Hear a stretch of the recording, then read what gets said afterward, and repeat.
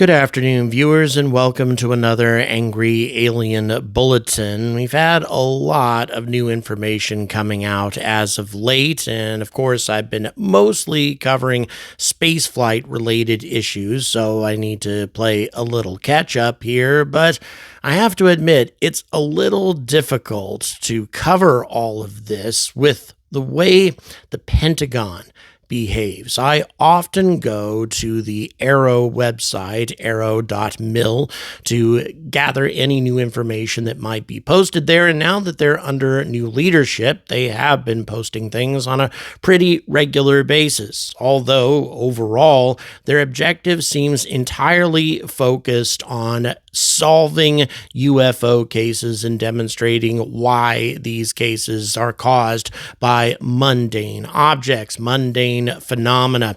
And that's fine. I think we absolutely need to be doing that. But when it comes to unsolved cases, the Pentagon has given us no new information for years. And that would be a handy thing. They actually used to post these things, used to post a little bit of footage of, for example, the orb or sphere object that was flying over Iraq, a similar object that made a high-speed pass of an F-18 fighter, a variety of different unexplained phenomena that, to this day, in spite of their best efforts, they have not been able to explain. Also, the famous Tic Tac events. But recently, all they've been doing is focusing on the cases that they have solved and also talking about different types of phenomena that could theoretically be misidentified as UFOs. One particularly interesting one is a phenomena that involves reflected light from satellites. Apparently, if the sun is just right, at just the right angle, it can actually project bright orb-like objects into the atmosphere as the satellite is passing over, and this is something that I can understand be very easily misinterpreted as an orb UAP by an unwitting pilot who doesn't get to see these sorts of things very often. Very interesting indeed, but at the same time, as the Pentagon is posting all of this, they also unveil some information regarding orb UAPs, or rather some footage of orb UAPs that was filmed in the mid-1950s when there were no satellites. And by the way, these orbs in many cases were being filmed by U.S. military pilots.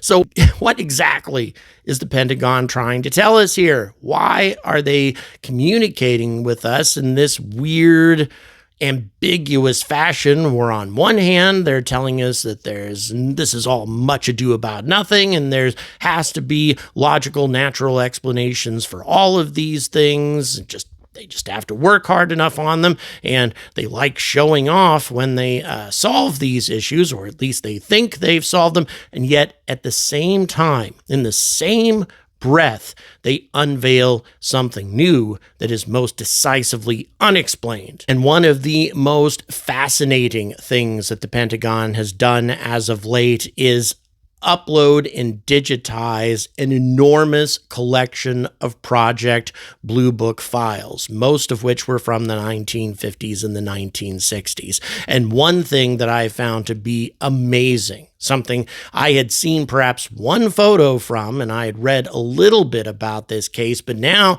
we have a lot more photos and a lot more information regarding it, is the so-called Lubbock Lights incident. Some of you who are very much into ufology and UFO history may have heard of this, but at the same time, I had not heard all of these details, nor did I know that there were so many photographs of this astonishing wedge-shaped object, V-shaped object, whatever you might want to call it, an object that really, if you take a good look at it, bears a great deal of resemblance to an object that was also spotted hovering over Phoenix in the 1990s.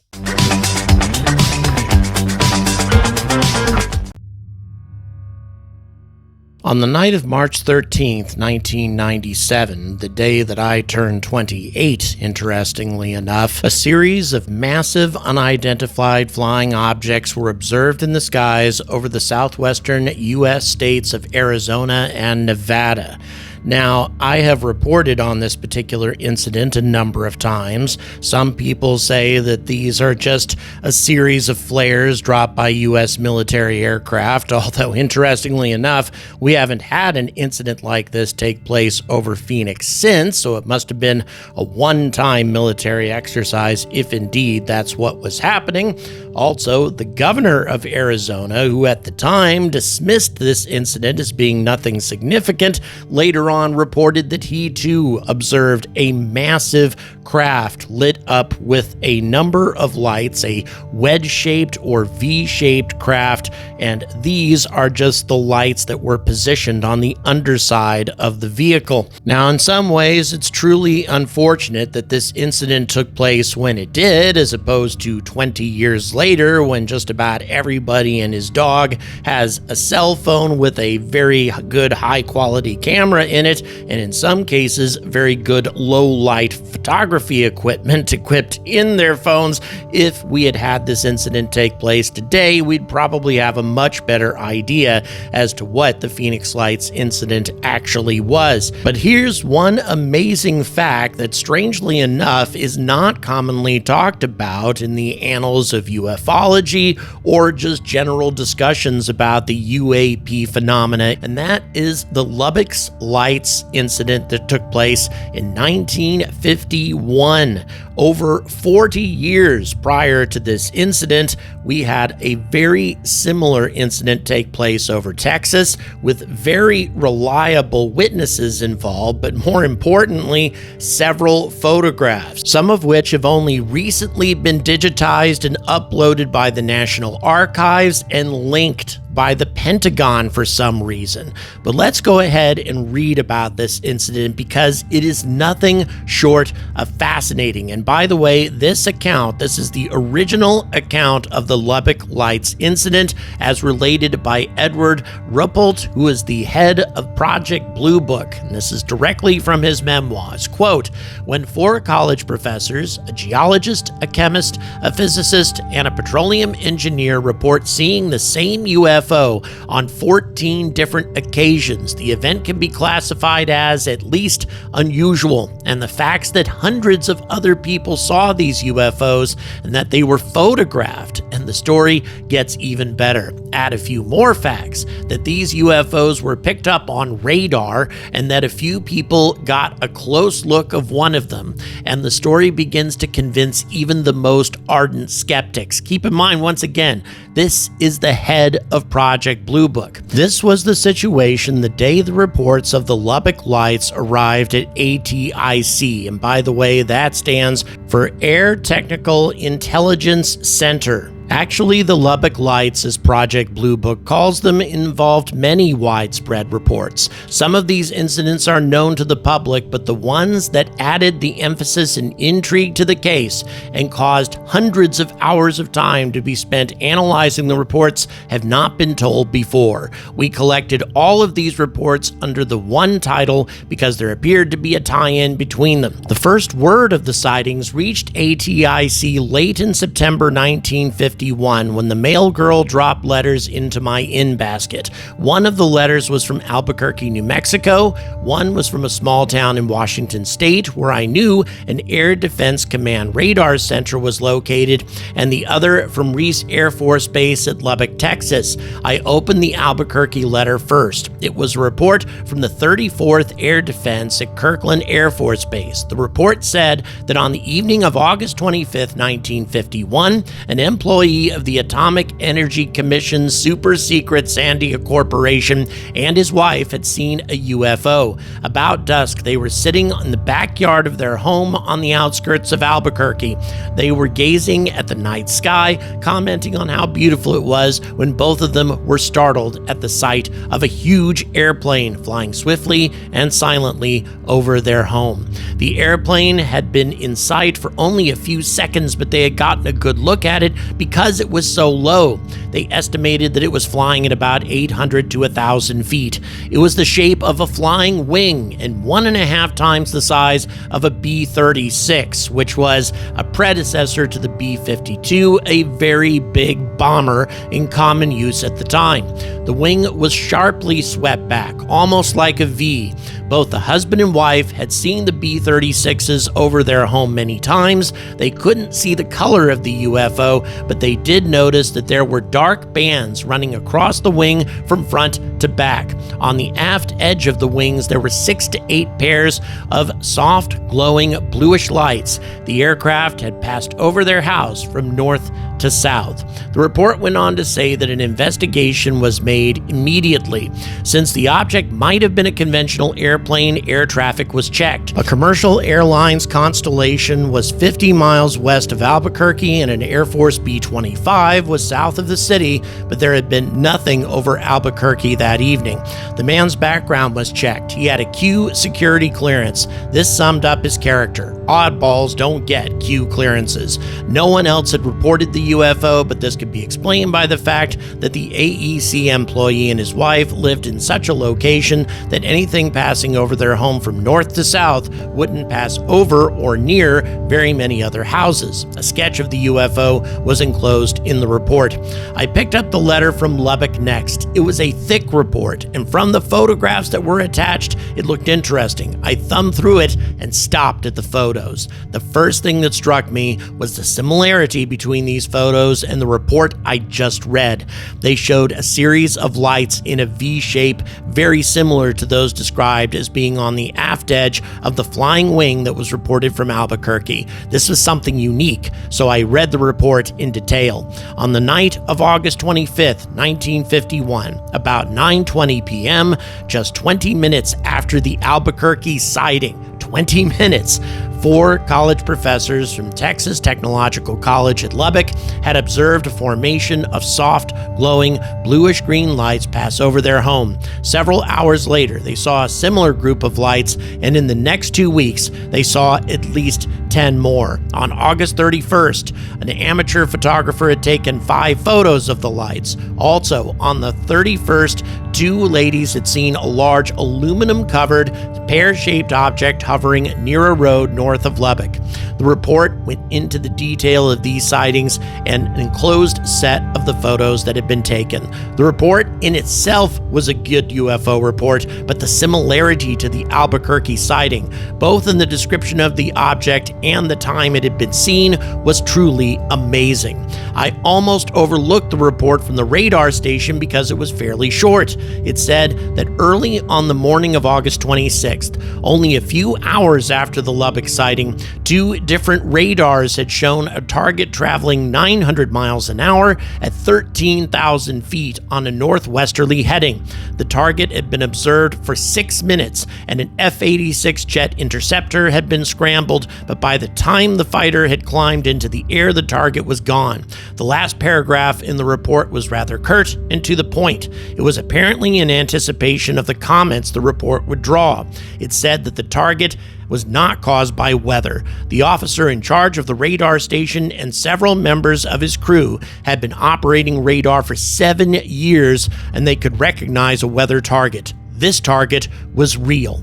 I quickly took out a map of the United States and drew a course in line between Lubbock and the radar station. A UFO flying between these 2 points would be on a northwesterly heading, and the times that it was seen at the 2 places gave it a speed of roughly 900 miles an hour.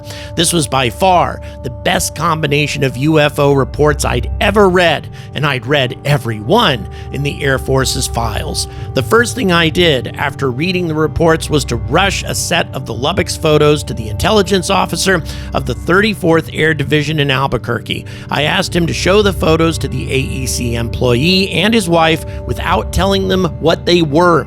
I requested an answer by wire. Later the next day, I received my answer. Quote, observers immediately said that this is what they saw on the night of August 25th.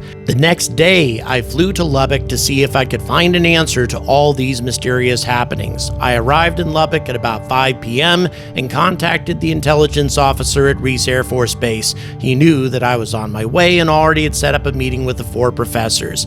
If a group had been handpicked to observe a UFO, we couldn't have picked a more technically qualified group of people. They were Dr. Robinson, professor of geology, Dr. Oberg, professor of chemical engineering, Professor Ducker, head of the petroleum engineering department, and Dr. George, professor of physics. This is their story.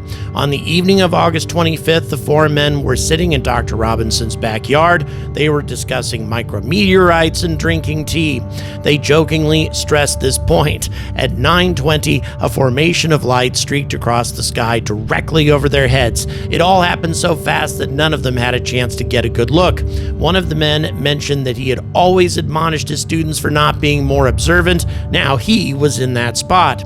He and his colleagues realized that they could remember only a few details of what they had seen. The lights were a weird bluish-green color, and they were in a semicircular formation. They estimated that they were from 15 to 30 separate lights, and that they were moving from north to south. Their one wish at this time was that the lights would reappear. And they did. About an hour later, the lights went over again, and this time the professors were a little better prepared. With the initial shock worn off, they had time to get a better look. The details they had remembered from the first flight checked. There was one difference. In this flight, the lights were not in any orderly formation. They were just in a group. The professors reasoned that if the UFOs appeared twice, they might come back. And come back they did, the next night and apparently many times after, as the professors made 12 more observations during the next few weeks. And for these later sightings, they added 2 more people to their observer team.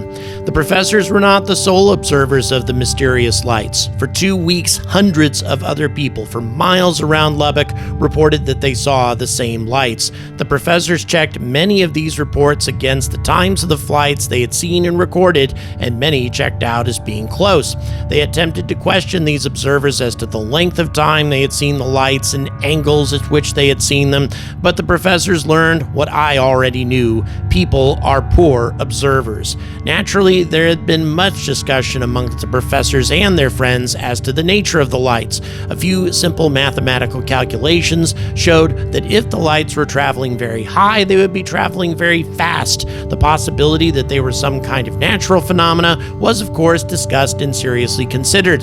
The professors did a lot of thinking and research and decided that if they were natural phenomena, they were something altogether new. Dr. George, who has since died, as a matter of fact, by this time, all of these men have died, studied the phenomena of the night sky during his years as a professor of the University of Alaska and had never seen or heard of anything like this before. This report goes on for a considerable amount of time, covering a lot more information, a lot more accounts of these lights that I cannot fit into a single video, unfortunately.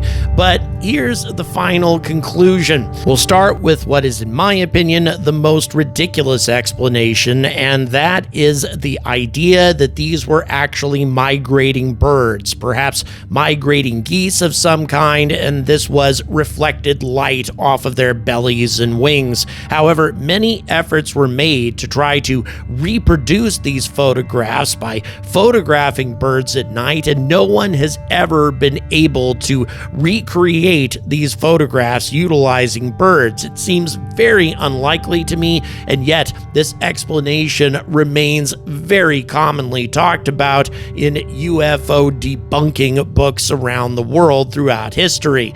But in addition to that, there was another group, the only other scientific group outside of Project Blue Book, who have studied the complete case of the Lubbock lights, and this was a group that, due to their association with the government, had complete access to Project Blue Book's files. These people were not pulp writers or wide-eyed fanatics. They were scientists, rocket experts, nuclear physicists, and intelligence experts. They had banded together to study these reports because they were convinced that some UFOs that were being reported were indeed interplanetary spacecraft, and the Lubbock series was one of these reports. The fact that the formations of of lights were in different shapes didn't bother them. In fact, it convinced them all the more that their ideas of how a spaceship might operate were correct.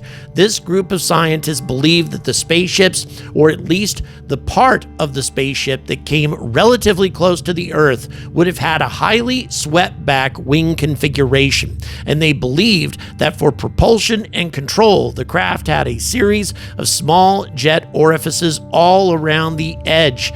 Various combinations of these small jets would be turned on to get various flight attitudes. The lights that various observers saw differed in arrangement because the craft was flying in different flight attitudes. And 3 years later, the Canadian government announced that this was exactly the way they had planned to control the flying saucer that they were trying to build. They had to give up their plans for the development of the saucer-like craft, but now the project had been taken over by the U.S. Air Force. However, in spite of all of the compelling information in regards to this encounter, Edward Ruppelt threw a lot of cold water on the whole case in the final paragraph of his report. Quote, "Personally, I thought that the professor's lights might have been some kind of birds reflecting the light from mercury vapor street lights, but I was wrong. They weren't birds, they weren't reflected light, but they weren't spaceships. The lights that the professor saw, the backbone of the Lubbock Light series, have been positively identified as a very commonplace and easily explainable natural phenomenon. It is very unfortunate that I can't divulge exactly the way the answer was found, because it's an interesting story of how a scientist set up complete instrumentation to track down the lights, and how he spent several months testing theory after theory until he finally hit upon the answer. Telling the story would lead to his identity, and in exchange for his story, I promised the man complete anonymity, but he fully convinced me that he had the answer. After hearing hundreds of explanations of UFOs, I don't convince easily. With the most important phase of the Lubbock Lights solved, quote unquote, the sightings by the professors, the other phases became only good UFO reports. However, we will never know what that natural phenomenon explanation was. All we have are speculations and theories, because Edward Ruppelt died of a sudden heart attack in 1960 at the age of 37. Once again, adding to the mystery and to the notion that the government may indeed have been covering up these incidents for decades, more than half a century actually, and also given the striking similarity between the Lubbock Lights incident and, of course, the Phoenix Lights, and the craft that was described by many observers in that particular incident, that makes the Lubbock Lights incident even more compelling in my opinion. And there's one more spooky fact to consider. It has been 28 years since the Phoenix Lights incident, 47 years passed between Lubbock Lights and the Phoenix Lights incident, which means that if we're dealing with an extraterrestrial civilization that lies within a 40-year round trip of Earth, and by the way, there's more than 100 stars within 20 light years of our planet, and if they keep their current pattern and come back every 46 years or so, we can expect to see them again in 2043. And given how many cell phone cameras there's definitely going to be around by then, if a colossal V-shaped UFO shows up over a major American city for a third time, that will be an incident that no government will be able to cover up. Thank you very much for watching. Please don't forget to like and subscribe, and also please subscribe to Digital VOODOO. All of the incredible animations in this video, and also the music, by the way, were created by this very talented person who, by the way, works for free. He's up to over 500 subscribers now. We need to get him some more subscribers, so please check the description, visit his YouTube channel, and subscribe. It costs you nothing to do it, and it will definitely help both him and me out. Also, please consider supporting this channel on Patreon. All the details are in the description, and until next time, stay angry about space.